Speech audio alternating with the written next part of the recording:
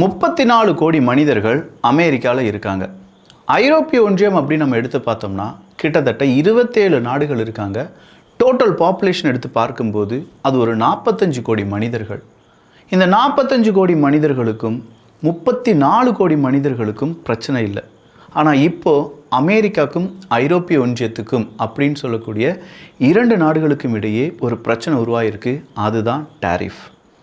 50% ஐரோப்பிய ஒன்றியத்திலிருந்து இறக்குமதி செய்யப்படும் பொருட்களுக்கு நாங்கள் டாரிஃபை உயர்த்துகிறோம் அப்படின்னு சொல்லி டொனால்டு ட்ரம்ப் அவர்கள் சொல்லியிருக்காங்க. ஜூன் 1ஆம் தேதி முதல் இது அமல்படுத்தப்படும் அப்படிங்கிற அந்த வார்த்தையும் சொல்கிறார் டொனால்டு ட்ரம்ப் அவர்கள். இதுக்கு பிறகு இதை பற்றியான டிஸ்கஷன் இருக்குமா அப்படின்னு கேட்டால் நோ மோர் டிஸ்கஷன் அப்படின்னு சொல்லிட்டார் டொனால்டு ட்ரம்ப் அவர்கள். அப்படி என்ன தான் நடக்க போகுது? ஐரோப்பிய ஒன்றிய நாடுகள் இதற்கு தயாராகிவிட்டோம் அப்படின்னு சொல்கிறாங்களே, ஜஸ்ட் ஒரு ட்ரேடு தான் இதற்கு காரணமா? இல்லை ஐரோப்பிய ஒன்றியத்தை வழிக்கு வர வைப்பதற்காக டொனால்டு ட்ரம்ப் அவர்கள் செய்யக்கூடிய ஒரு மாய யுக்தியா இது? ஐரோப்பிய ஒன்றியம் வர்சஸ் அமெரிக்கா டாரிஃப் வார். அன்பு தமிழஞ்சங்களுக்கு தமிழ் பொக்கிஷத்தின் வணக்கங்கள்.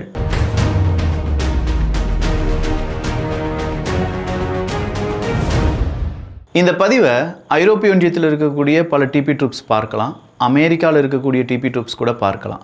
ஸோ இதில் ஏதாவது ஒரு தவறு நான் சொல்லிட்டேன்னு வச்சுக்கோங்களேன், கண்டிப்பாக அதை சுட்டி காண்பிக்க வேண்டும் அப்படின்னு நான் சொல்லிக்கிறேன். ஏன்னா அந்த அளவுக்கு இதில் நான் கொஞ்சம் ஹோம்ஒர்க் பண்ணியிருக்கேன் அப்படிங்கிறது என்னுடைய கான்ஃபிடென்ட். சரி, நேராக ஐரோப்பிய ஒன்றிய நாடுகள் 27 நாடுகள் அங்கே இருக்கக்கூடிய எல்லா பொருட்களையும் சில பொருட்களை அமெரிக்காவுக்கு ஏற்றுமதி பண்ணுறாங்க.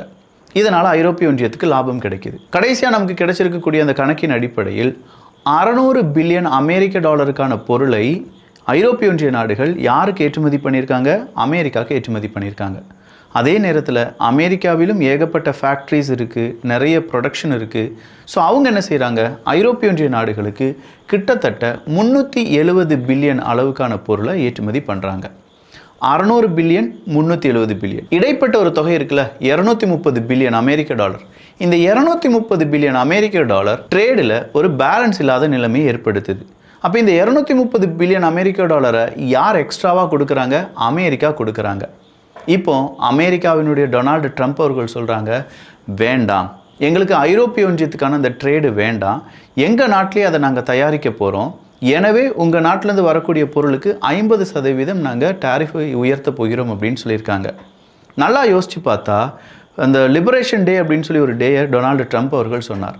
அந்த நேரத்தில் ஐரோப்பிய ஒன்றியத்துக்கும் அமெரிக்காவுக்கும் இடையே நடக்கக்கூடிய ட்ரேடில் 39% டாரிஃப் அப்படின்னு சொல்லியிருந்தார். 39% டாரிஃபுக்கே ஐரோப்பிய ஒன்றிய நாடுகள் பயப்பட்டன. நம்மளால் எப்படி 39% டாரிஃபை கொடுத்து அமெரிக்காவுக்கு இனிமேல் பொருளை ஏற்றுமதி செய்ய முடியும் அப்படின்னு தான். ஆனால் இப்போது டொனால்டு ட்ரம்ப் அவர்கள் 50% உயர்த்தியிருப்பதற்கான காரணம் ட்ரம்ப் அவர்களுடைய எக்ஸ்ட்ரா இருக்கக்கூடிய மூளை தான். அது என்ன விக்கி? ஃபர்ஸ்ட், இதனால் அமெரிக்காவுக்கு ஏற்படக்கூடிய லாபமாக டொனால்டு ட்ரம்ப் அவர்கள் என்ன சொல்கிறார் அப்படிங்கிறத கேட்டுடலாம். டொமஸ்டிக் இண்டஸ்ட்ரீஸினுடைய வளர்ச்சி இருக்கும் அப்படின்னு சொல்கிறார். 230-240 பில்லியன் அமெரிக்க டாலரை நான் ஏன் உங்களுக்கு எக்ஸ்ட்ராவாக கொடுக்கணும்? உங்கள் நாட்டிலேருந்து உருவாகக்கூடிய பொருளை நாங்களே இங்கே உருவாக்கிக்கிட்டோம்னா எங்களுக்கு தானே அது நல்லது அப்படின்னு சொல்லி அந்த ப்ரொடக்ஷனை அமெரிக்காவில் உருவாக்க ட்ரை பண்ணுறார். அப்படி அமெரிக்காவில் உருவாக்க ட்ரை பண்ணும்போது டாரிஃப் அதிகப்படுத்துகிறாங்கன்னு வச்சுக்கோங்களேன். ₹1 கிடைக்க வேண்டிய பொருளை ₹2 மாற்றுறாரு டொனால்டு ட்ரம்ப் அவர்கள், இல்லாட்டி ₹1.50 மாற்றுறார். அப்போது ₹1.50 ஐரோப்பிய ஒன்றியத்திலிருந்து ஒரு பொருளை வாங்குவதை விட அதே பொருள் ₹1 அமெரிக்காவினுடைய மேனுஃபேக்சரிங் செய்யப்பட்ட ஒரு யூனிட்லேருந்து கிடைக்குதுன்னா அந்த ₹1 பொருளை தான் அமெரிக்கர்கள் வாங்குவாங்க. ₹1.50 இருக்கக்கூடிய ஐரோப்பிய ஒன்றிய ப்ராடக்டை வாங்க மாட்டாங்க. இந்த இடத்துல ₹1 அமெரிக்காவால் இந்த பொருளை உருவாக்க முடியுமா அப்படிங்கிறத டொனால்டு ட்ரம்ப் அவர்கள் வெளிப்படையாக சொல்ல மாட்டேக்கார். ஆனால் என்ன, எங்களுடைய லோக்கல் ப்ரொடக்ஷன் அதிகமாகும், உங்களுக்கு எக்ஸ்ட்ராவாக நான் டாரிஃப் விதிப்பதனால் உங்களுடைய விலை அதிகமாகும், விலை அதிகமாகிறதுனால அமெரிக்க மக்கள் அதை வாங்க மாட்டாங்க, இது எங்களுக்கு லாபம் அப்படின்னு சொல்கிறார். கவர்மெண்ட் ரெவென்யூ இதனால் அதிகரிக்கும் அப்படின்னு சொல்கிறார். எப்படி? அதுதான் நாங்கள் 50% வரி விதிக்கிறோமே, அந்த 50% வரியை எடுத்து எங்கள் மக்களுக்கு தேவையான இன்ஃப்ராஸ்ட்ரக்சர் டெவலப்மெண்ட்டை நாங்கள் செஞ்சுருவோம், இதனால் அமெரிக்கர்களுக்கு கொழுத்த லாபம் கிடைக்கும் அப்படின்னு சொல்கிறார் டொனால்டு ட்ரம்ப் அவர்கள். இதுதான் அவர் சொல்கிற 2வது நன்மை. 3வது நன்மை என்ன அப்படின்னு பார்த்தா ட்ரேடு நெகோசியேஷன் அப்படிங்கிறது தான். இந்த இடத்த நல்லா கவனிச்சுக்கோங்க. அமெரிக்காவும் ஐரோப்பிய ஒன்றியமும் ட்ரேட் பண்ணுறாங்க. ஆனால் இந்த இடத்துல அதிகமான ட்ரேடை யார் பண்ணுறாங்கன்னா ஐரோப்பிய ஒன்றியம் தான். ஸோ அமெரிக்கா இதை நெகோஷியேட் பண்ண ட்ரை பண்ணுறாங்க. நீ எனக்கு 600 பில்லியன் அமெரிக்க டாலருக்கான பொருளை ஏற்றுமதி பண்ணுற, ஸோ இந்த இடத்துல இந்த பொருளுக்கான விலையை கம்மி பண்ணு, இந்த பொருளுக்கான விலையை இன்னும் கொஞ்சம் என்ன செஞ்சுக்கோ, எனக்கு கொஞ்சமாக டிஸ்கவுண்ட் தா, இல்லை என் பொருளை இவ்வளோ தூரம் எக்ஸ்ட்ராவாக வாங்கிக்கோ. இந்த மாதிரியான ட்ரேடு நெகோசியேஷன் நடக்கணும்னா நாங்கள் சொல்கிற மாதிரி 50% டேரிஃப் இருக்க வேண்டும் அப்படின்னு சொல்கிறார். இது 3ஆவதாக அமெரிக்காவுக்கு நடக்க போகும் நன்மை அப்படின்னு சொல்கிறார். 4ஆவதாக செல்ஃப் சஃபிஷியன்சி அப்படிங்கிறது தான். தற்சார்பை பற்றி வாய்க்கிழிய பல நாடுகள் பேசினாலும் இப்போ அமெரிக்கா அவங்களுடைய நாட்டை தற்சார்பு நாடாக மாற்றி வருகிறார்கள் அப்படின்னு சொல்கிற அந்த மாயையை நாம் உணர ஆரம்பிச்சிருக்கோம். குளோபலைசேஷன் தற்சார்பை உடைத்த ஒரு கான்செப்ட். எப்போ உலகமயமாக்குதல் அப்படிங்கிறது வந்துச்சோ அந்த நேரத்திலேயே தற்சார்பு நாடுகள் எல்லாமே அழிந்து வேறொரு நாட்டை நம்பி இருக்க வேண்டிய சிச்சுவேஷனுக்கு தள்ளப்பட்டாங்க. ஆனால் இப்போ அமெரிக்கா இந்த குளோபலைசேஷன் அப்படிங்கிற அந்த செயினை உடச்சி நான் ஒரு செல்ஃப் சஃபிஷியன்சி நாடு தான், என்னால் எல்லாமே செய்ய முடியும், இல்லை எங்கள் நாட்டுக்குள்ளே வந்து நீங்கள் இதெல்லாம் செஞ்சுக்கோங்க அப்படிங்கிற மெத்தடுக்கு வந்துட்டுருக்கார். ஒரு நாடு, உதாரணத்துக்கு ஒரு கிராமத்தில் அரிசி மட்டுமே விளைவிக்கக்கூடிய ஒரு கிராமம், பக்கத்து கிராமத்தில் கோதுமையை விளைவிக்கிறாங்க. இந்த கிராம மக்கள் அந்த ஊரில் இருக்கக்கூடிய கோதுமையை வாங்குறதுக்கு ஒரு தூரம் ட்ராவல் பண்ணி போகிறத விட இங்கே இருக்கக்கூடிய மக்கள் யோசிக்கிறாங்க, இந்த கிராமத்திலேயே இன்னொரு இடம் வேஸ்ட்லேண்டாக இருக்குது, அந்த இடத்த கோதுமை பயிரிட வைத்து கொள்ளலாம், ஸோ கோதுமையும் நம்ம பயிரிட்டு கொள்ளலாம், அரிசியும் நம்ம பயிரிட்டு கொள்ளலாம் அப்படின்னு சொல்லும்போது அந்த பக்கமாக இருக்கக்கூடிய கோதுமையை விளைவிக்கக்கூடிய கிராமம் முழுவதுமாக நலிவடைந்து விடும். ஏன்னா அவங்க உருவாக்கக்கூடிய அந்த கோதுமையை வாங்குறதுக்கு யாருமே இருக்க மாட்டாங்க. ஸோ இங்கே செல்ஃப் சஃபிஷியன்சி அப்படின்னு சொல்லும்போது ஒரு கிராமம் உருப்படியாக இருக்கும், இன்னொரு கிராமம் அழிந்து விடும். அப்படின்னா அமெரிக்காவினுடைய கணக்குப்படி மற்ற எந்த நாடு அழிஞ்சாலும் பரவாயில்லை, அமெரிக்கா மட்டும் கோலாச்சு இருக்க வேண்டும் அப்படின்னு சொல்லி நினைக்கிறார். ஸோ ஆப்பிள் டிவைஸுக்கு நீங்கள் இந்தியாவிலேருந்து மேனுஃபேக்சர் பண்ணிங்கன்னா 25% டேரிஃபை உயர்த்துவோம் அப்படின்னு சொன்னவங்க அதே ஆப்பிள் ப்ராடக்டை நீங்கள் அமெரிக்காவில் வந்து செய்யுங்க, உங்களுக்கு 0% டேரிஃபுடன் நான் செஞ்சு தரேன் அப்படின்னு சொல்கிறாங்க. இந்தியாவில் கிடைக்கக்கூடிய ஒட்டுமொத்தமான அலவன்ஸும் அமெரிக்காவில் கிடைக்கக்கூடிய அலவன்ஸும் ஒன்று தானா அப்படிங்கிறது அந்த மனுஷன் யோசிக்கவே மாட்டேக்கார். அவரை பொறுத்த வரைக்கும் அமெரிக்காவிலேயே எல்லாமே உருவாக்கணும். இதனால் நிறுவனங்களுக்கு ஏற்படக்கூடிய நெருக்கடிகள் அப்படிங்கிறத பற்றி டொனால்டு ட்ரம்ப் அவர்களுக்கு எந்த யோசனையும் கிடையாது. ஸோ எல்லா நிறுவனங்களும், பல கார்ப்பரேட் நிறுவனங்களும், பல நாடுகளும் அமெரிக்கா மேலே கோபமாக இருக்காங்க. அடுத்து அவர் சொல்லக்கூடியது ட்ரேட் இம்பேலன்ஸ் அப்படிங்கிறத என்னால் மாற்ற முடியும், அதற்காகத்தான் இந்த 50% டேரிஃப் அப்படின்னு சொல்கிறார். சரி, இதனால் ஏற்படக்கூடிய டிமெரிட்ஸ் என்ன? ஆல்ரெடி நான் சொன்னேன், ஐரோப்பிய ஒன்றியத்தில் நல்ல கார் மேக்கர்ஸ் இருக்காங்க, ஜெர்மன்லாம் இருக்காங்கல்ல, அங்கேருந்து ஒரு கார் 5 லட்சம் ரூபாய்க்கு போகுது அப்படின்னா இனி முதல் அது 7.5 லட்சம் ரூபாயாக மாறும். 7.5 லட்சம் ரூபாய் கொடுத்து அந்த காரை வாங்குவாங்களா? இல்லை. இதனால் ஜெர்மனியுடைய கார் இண்டஸ்ட்ரிக்கு பெரிய பாதிப்பு ஏற்படும். ஸோ ஜெர்மனியை பொறுத்த வரைக்கும் அவங்களுக்கான கிளைண்ட் ஒருத்தவங்க, பெரிய ஒரு கிளைண்ட், 34 கோடி மனிதர்கள் இருக்காங்கல்ல, அந்த கிளைண்ட் அப்படிங்கிறவங்கள அவங்க இழக்க நேரிடும்.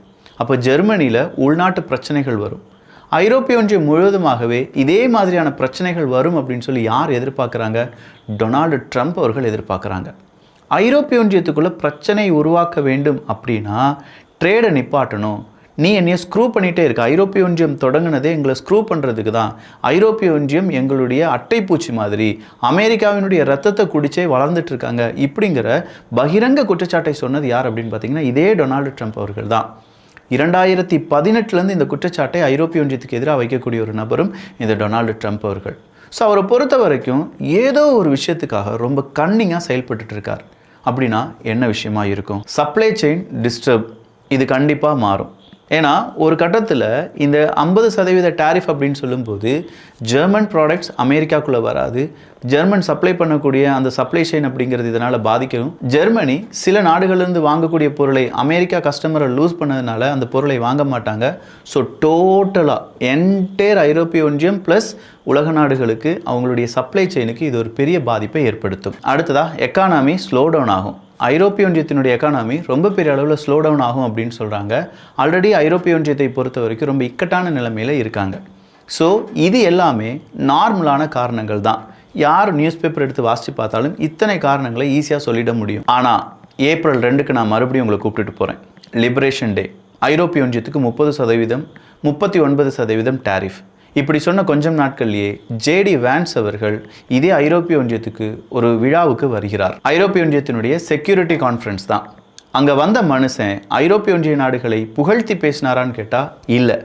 இந்த இடத்துல ஐரோப்பிய ஒன்றியம் சரி கிடையாது, ஃப்ரீடம் ஆஃப் ஸ்பீச் அப்படிங்கிறது ஐரோப்பிய ஒன்றியத்தில் சுத்தமாக இல்லை.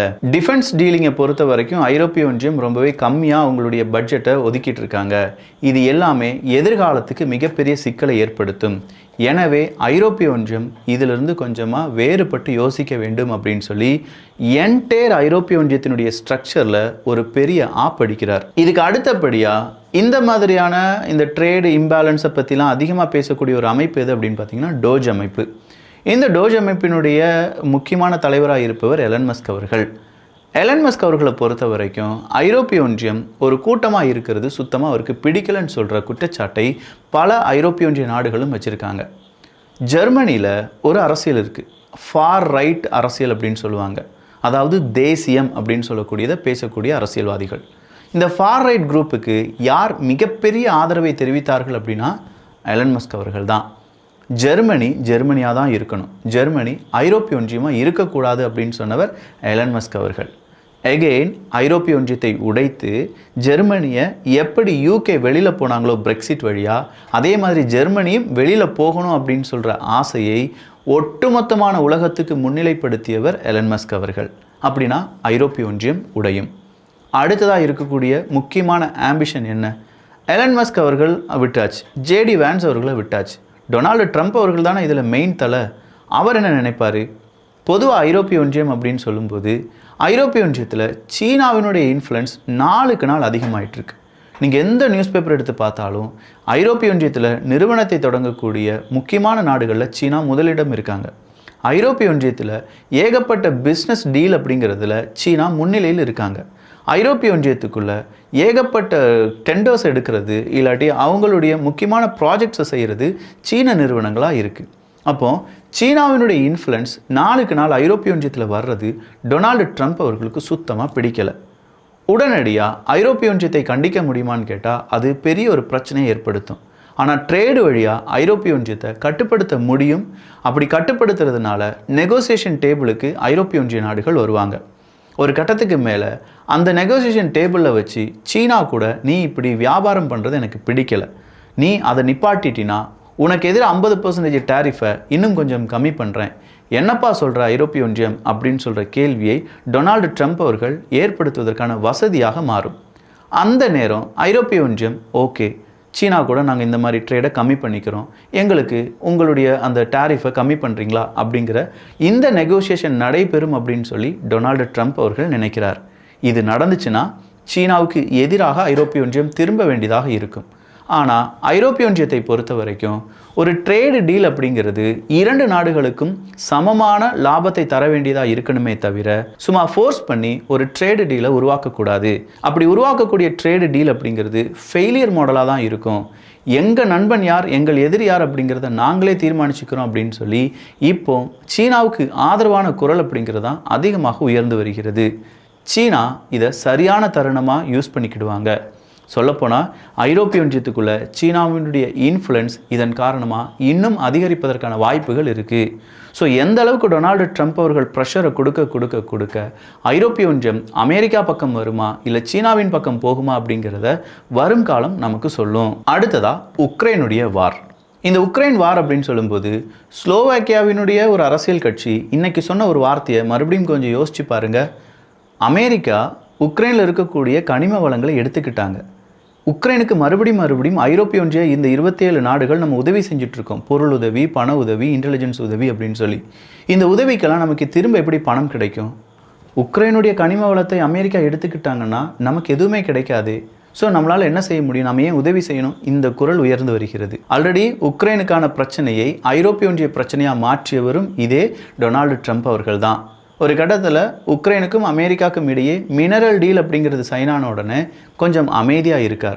ஸோ மறுபடியும் ஒரு யுத்தம் ரஷ்யா உக்ரைன் போர் நடைபெறும் போது சைலண்டாக வேடிக்கை மட்டுமே பார்த்து ஐரோப்பிய ஒன்றிய நாடுகள் அழிந்து போவதை மிகப்பெரிய அளவில் பார்த்து ரசிக்கக்கூடிய ஒரு மனிதனாக டொனால்டு ட்ரம்ப் அவர்கள் இருக்க போகிறாரு.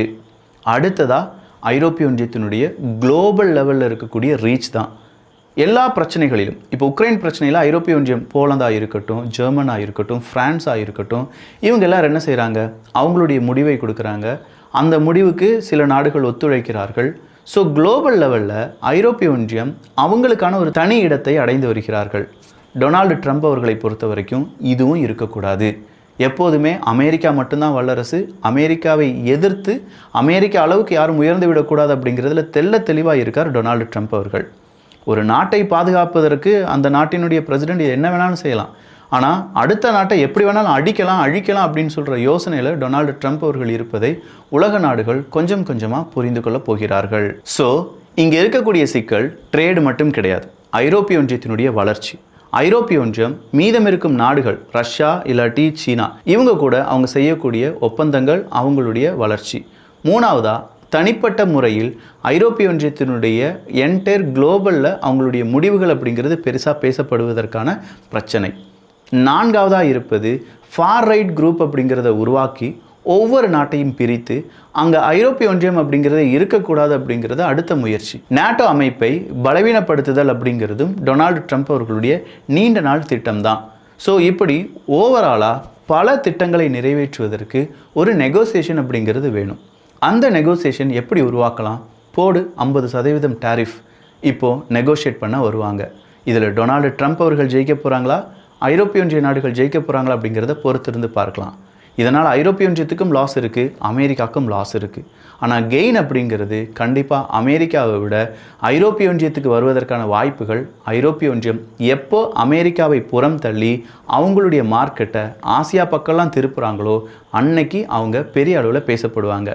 இல்லை எனக்கு அமெரிக்கா தான் வேணும் அப்படின்னு நினச்சாங்கன்னா கண்டிப்பாக ஐரோப்பிய ஒன்றியத்துக்கு 2 மடங்கு நஷ்டம் வருவதற்கான வாய்ப்புகளும் இருக்கின்றன. அமெரிக்காவுக்கு எதிராக ஐரோப்பிய ஒன்றியம் செய்யும் ஒவ்வொரு வேலையையும் டொனால்டு ட்ரம்ப் அவர்கள் திரும்ப ஐரோப்பிய ஒன்றியத்துக்கே ஆப்படிக்கிற மாதிரியான விஷயமாக மாற்றி விடுவார் என்பதும் குறிப்பிடத்தக்கது. இன்னும் டீட்டெயிலாக பல விஷயங்களை பார்க்க போகிறோம். அதற்கு நீங்கள் தமிழ் பொக்ஷம் அப்படிங்கிற சேனலை சப்ஸ்கிரைப் பண்ணிக்கோங்க. இப்போது ஐரோப்பிய ஒன்றியம், அமெரிக்கா, டாரிஃப், அதுக்கு பின்னாடி இருக்கக்கூடிய பிரச்சனைகள், டொனால்டு ட்ரம்ப் அவர்களுடைய சூட்சமமான அந்த மூளை, இது எல்லாமே புரிஞ்சிருக்கும் நான் நம்புகிறேன். நல்லதை பகிர்ந்து நல்ல சமுதாயத்தை உருவாக்குவோம். நன்றி, வணக்கம்.